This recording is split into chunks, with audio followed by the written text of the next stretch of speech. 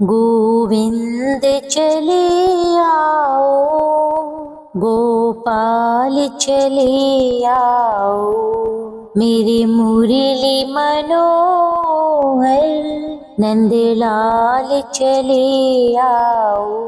ओम श्री विष्णवे नमः।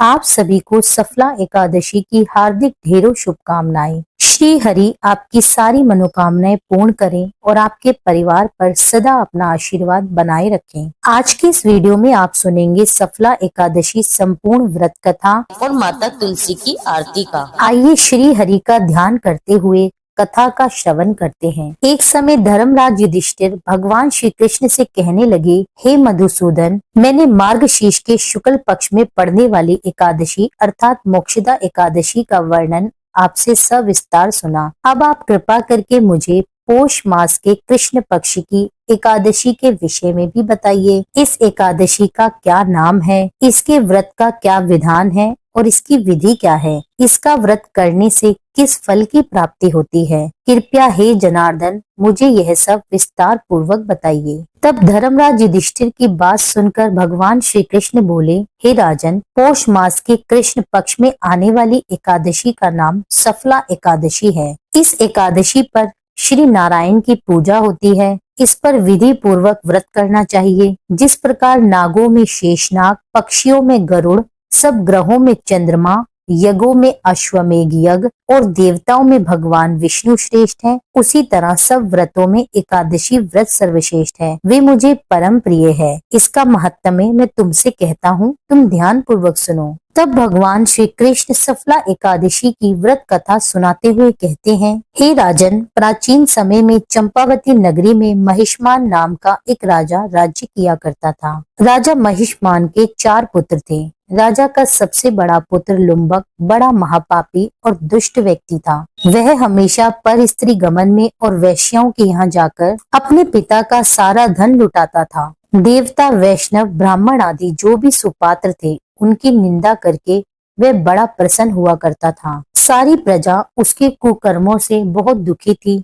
परंतु उसके युवराज होने के कारण वह सभी उसके सामने कुछ बोल नहीं पाते थे और किसी में इतना साहस भी नहीं था कि राजा को कोई उसकी शिकायत करता। कहा जाता है कि बुरे आचरण को आप ज्यादा देर तक छुपा नहीं सकते। एक दिन राजा को लुम्बक के कुकर्मों का पता चल गया। अपने पुत्र के बारे में यह सब कुछ जानकर राजा बहुत ही क्रोधित हुआ और उसने उसी समय लुम्पक को अपने राज्य से निकाल दिया, उसे बेदखल कर दिया। पिता के द्वारा राज्य से निकाले जाने के कारण लुम्पक को अन्य सभी लोगों ने भी त्याग दिया। अब लुम्पक विचार करने लगा कि मैं क्या करूं, कहाँ जाऊं। तब उसने रात के समय अपने पिता के यहाँ चोरी करने का निश्चय कर लिया। अब वह दिन में तो राज्य से बाहर रहता, रात होते ही अपने पिता की नगरी में आता और वहाँ चोरी आदि बुरे कर्म किया करता। रात के समय जाकर वह नगर के निवासियों को मारता, उन्हें कष्ट देता और उन सभी से उनका धन भी छीन लिया करता था। उधर जब वह दिन में जंगल में रहता तो वहाँ के निर्दोष पशु पक्षियों को मारकर उन्हें खा जाया करता था। यदि रात के समय वह राज्य में चोरी करते हुए पकड़ा भी जाता तो राजा के सिपाही डर के कारण उसे छोड़ दिया करते। इस तरह लुम्पक दिन रात पाप, अत्याचार और जीव हत्या करने में लगा रहता। कहते हैं कि कभी कभी अनजाने में भी पापी इंसान भगवान की कृपा का पात्र बन जाता है। अनजाने में ही उससे ऐसे कुछ कर्म हो जाते हैं जिसके कारण भगवान को भी उसे आशीर्वाद देना पड़ता है। ऐसा ही कुछ लुम्पक के साथ भी घटित हुआ। जिस वन में वह रहा करता था वह वन भगवान को भी बहुत प्रिय था। उसी वन में एक प्राचीन पीपल का वृक्ष था और उस वन को सभी लोग देवताओं का क्रीड़ा स्थल मानते थे। सभी का मानना था कि उस वृक्ष में सभी देवता गण निवास करते हैं। वन के उसी पीपल के वृक्ष के नीचे महापापी लुम्पक रहने लगा था। कुछ दिनों के बाद पोष मास के कृष्ण पक्ष की 10वीं तिथि के दिन वस्त्र न होने के कारण, तेज हवाओं के कारण लुम्पक बेहोश हो गया। ठंड के कारण वह पूरी रात्रि तक सो नहीं पाया। उसके हाथ पैर भी सब ठंड के मारे अकड़ गए। बड़ी कठिनाई से उसकी रात बीती, किंतु सुबह सूर्य उदय होने पर भी उसकी मूर्छा नहीं टूटी और वह दोपहर तक ऐसे ही बेहोश पड़ा रहा। सफला एकादशी की दोपहर तक वह पापी ऐसे ही मूर्छित पड़ा रहा। तब दोपहर में कहीं जाकर सूर्य देव की तपस से उसे कुछ गर्मी मिली। तब दोपहर में कहीं जाकर उसे होश आया। तब किसी तरह बड़ी मुश्किल से अपने अंदर हिम्मत लाकर लुम्पक भोजन की तलाश में वहां से चल पड़ा। अब जब वह भोजन की तलाश कर रहा था, तब उसके अंदर इतनी भी हिम्मत नहीं बची थी कि वह किसी भी जीव जंतु का शिकार कर पाता। तब उसने मजबूरी के कारण धरती पर गिरे हुए जंगली फलों को ही बीनना शुरू कर दिया। जब तक वह धरती पर गिरे हुए फलों को बीन कर वापस आया, तब तक शाम हो चुकी थी। अब पीपल के पेड़ के नीचे ही वह सारे फल रखकर लेट गया और भगवान से कहने लगा, हे भगवान, ये फल तो तुम ही खाओ। मैं ये फल खाकर अपना गुजारा नहीं कर सकता, क्योंकि कहाँ तो लुम्पक रोज ही जंगली जीव जंतुओं को मारकर उनका मांस खाया करता और कहाँ आज उसे खाने में केवल फल ही मिले। उसे फल खाना बिल्कुल भी अच्छा नहीं लगा। उसने उन फलों को खाया नहीं, उसने सभी फलों को पीपल की जड़ में रख दिया और दुखी होकर कहने लगा, हे ईश्वर, ये फल आपको ही अर्पण है। इन फलों से तो केवल आप ही तृप्त होइए।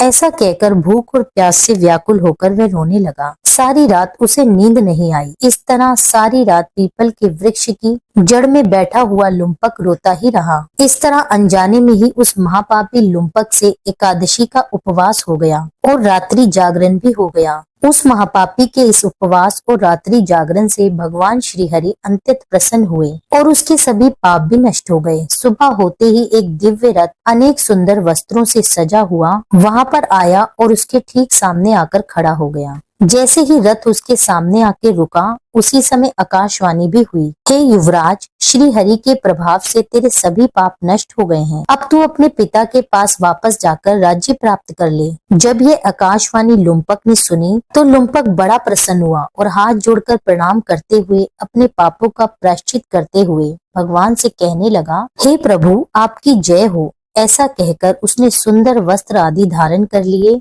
और फिर अपने पिता के राज्य में वापस लौट आया। अपने पिता को उसने सारी कथा कह सुनाई। अपने पुत्र के मुख से सारा वृतांत सुनने के बाद पिता ने भी अपना सारा राज्य तुरंत ही अपने पुत्र को सौंप दिया और स्वयं वन में चला गया। अब लुम्पक शास्त्र अनुसार राज्य करने लगा। उसकी स्त्री पुत्र आदि भी श्री हरि के परम भक्त बन गए। वृद्धा अवस्था आने पर अब लुम्पक भी अपने पुत्र को सारा राज्य सौंपकर भगवान श्री हरि का भजन करने के लिए वन में चला गया और अंतिम समय में परम पद को प्राप्त हुआ। तब भगवान श्री कृष्ण कहते हैं, हे धर्मराज, जो मनुष्य श्रद्धा और भक्ति पूर्वक इस सफला एकादशी का उपवास रखता है अथवा कथा सुनते हैं, उनके सभी पाप नष्ट हो जाते हैं और अंत में उन्हें मोक्ष की प्राप्ति होती है। यहीं पे कथा संपूर्ण होती है। प्रेम से बोलिए भगवान श्री नारायण की जय। अब सुनिए तुलसी जी की आरती। तुलसा महारानी नमो नमो, हरि की पटरानी नमो नमो। कौन से महीने में बोई रानी तुलसा, तो कौन से महीने में हुई हरियाली नमो नमो। तुलसा महारानी नमो नमो, हरि की पटरानी नमो नमो। आषाढ़ के महीने में बोई रानी तुलसा, तो सावन मास में हुई हरियाली नमो नमो। तुलसा महारानी नमो नमो, हरि की पटरानी नमो नमो। कौन से महीने में हुई तेरी पूजा, तो कौन से महीने में हुई पटरानी नमो नमो, हरि की पटरानी नमो नमो। कार्तिक के महीने में हुई मेरी पूजा, तो मंगशीर मास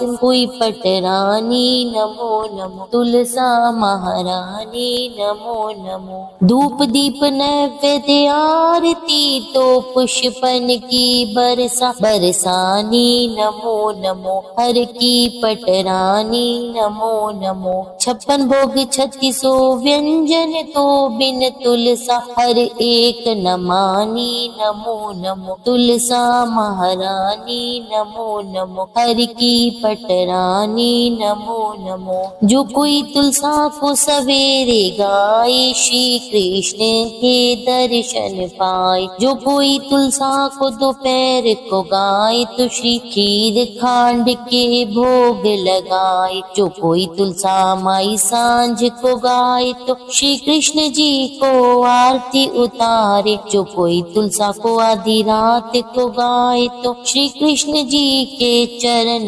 दबाए नमो नमो। तुलसा महारानी रानी नमो नमो, हरि की पटरानी नमो नमो। तुलसी माता की आरती के साथ आज की ये वीडियो समाप्त होती है। मिलती हूँ मैं आपसे एक अगली वीडियो में। अगर ये वीडियो आपको पसंद आई हो तो इस वीडियो को पहले की वीडियो की तरह ही अपना स्नेह दीजिए और मेरे चैनल को सब्सक्राइब कर लीजिए। मिलती हूँ आपसे एक अगली वीडियो में, जब तक के लिए जय श्री राधे।